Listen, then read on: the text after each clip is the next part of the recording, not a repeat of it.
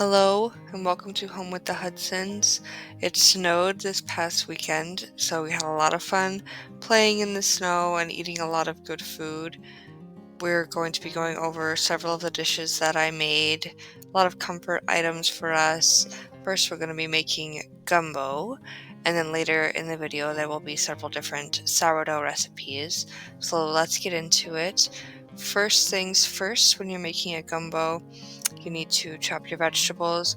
Usually we use the Cajun Trinity, which is onions, celery, and green peppers, bell peppers. My husband can't have bell peppers, so I don't put those in my gumbo. And I couldn't find celery at the store this last time I went, so it's just onions today, but you're supposed to have the other two as well. So this is a chicken and sausage gumbo that we're making. So you'll start with browning all of your vegetables and the sausage and some oil and a little bit of chicken broth. I didn't have any cartons of chicken broth, so I used a mixture of homemade chicken broth and chicken bouillon, so that works as well. Next, you'll add a roux. I like to use this pre-jarred roux, makes life a little bit easier, and I use about half a jar, but really you just use as much as you want to, just depends on how dark you want your gumbo. It does add kind of a nice earthy flavor, so if you like that flavor, then add more. If you don't like it as much, then add less. And stir it up really well until the roux has melted, because we don't want it to burn. Next, you'll add more of the chicken broth and your chicken. You can use either a rotisserie chicken that you've deboned and ripped or cut into smaller pieces, or I happen to have made a whole chicken earlier in the week and I just used some leftovers from that, so gumbo is a great way to use leftovers. The next step is to add a bunch of different seasonings to taste freely, so we're going to add Worcestershire sauce, red pepper flakes, garlic powder, onion powder, chicken poultry seasoning, salt, black pepper, a Cajun seasoning like Tony's, some bay leaves, and anything else that you feel like would go well in this gumbo. Those are the main ones, but really if you think that you want your gumbo to taste like that seasoning, then go ahead and put it in.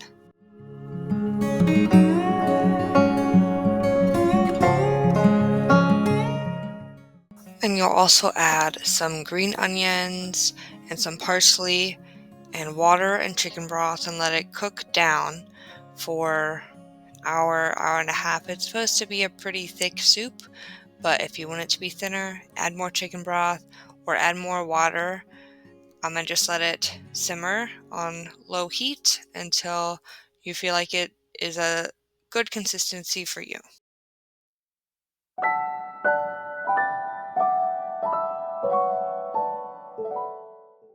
And here it is all finished. This was the most delicious meal to keep us warm on this cold, snowy day. We served it over rice, which is pretty typical, and some common sides or French bread or salad. It just turned out super lovely, and we all really enjoyed this meal, including our toddler.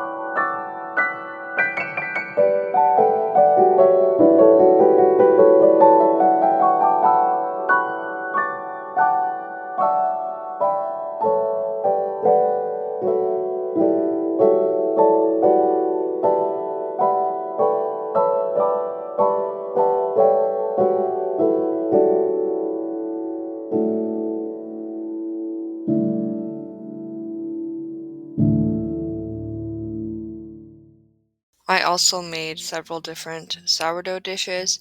Keeping the oven going kept it really warm in here, and I got to try out the bread proofing button on my oven, which works really well for getting my sourdough starter to rise quickly and getting my bread to proof quickly. So that was really nice. I made a regular sourdough loaf, and I've been working on a chocolate sourdough loaf recipe. I'm still perfecting it, but here I'm picturing one of the tries. Once I get it right, I will be showing that recipe. It was pretty good this time, but I think I can do better, so I'm going to keep working on it.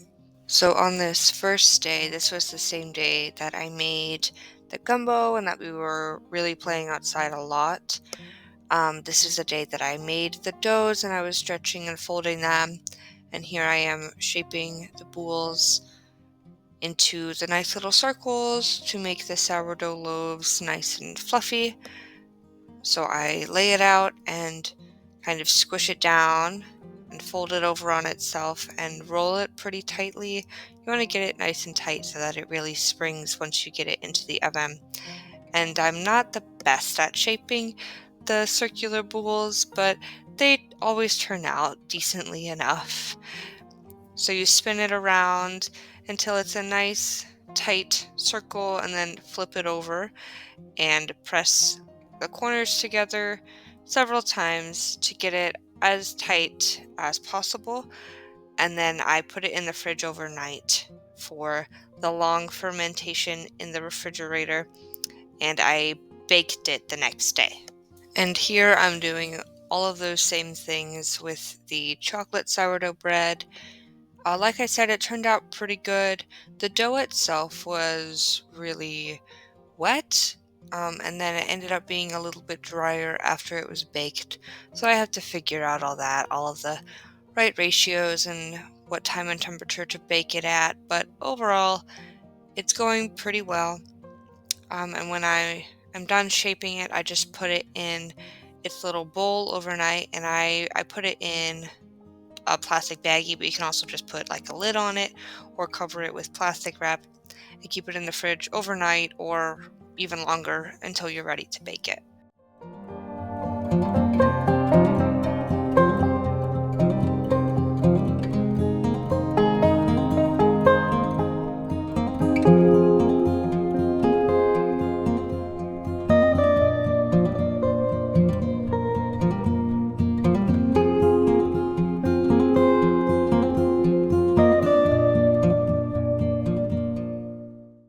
The next sourdough thing that I made is pumpkin muffins. I had a bunch of cans of pumpkin left over from the fall, so I decided that this would be a good, easy breakfast option to make, and they turned out really good. They have this great crumble on top, and they just taste awesome. I'll link all the recipes to these below if you want them. This muffin recipe and the cookie one that I'm going to show in a little bit are both really nice too, because they are technically discard recipes, so if you don't have a super active starter, right now you don't need an active starter to make these.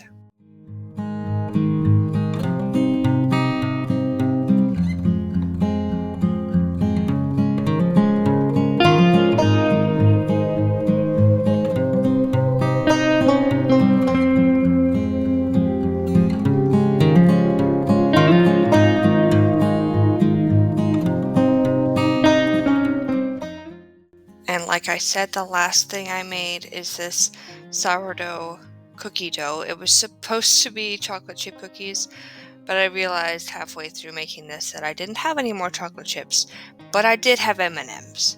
So it ended up being M&M cookies. This is probably the best cookie dough that I have ever eaten. It was so good. And when it was done, I just put the whole dough into the refrigerator. And whenever we want cookies, I've just been taking some out and making a batch of cookies. And I still have some in the refrigerator, probably enough for one or two more batches. So it makes a good amount of cookies and it keeps for a while.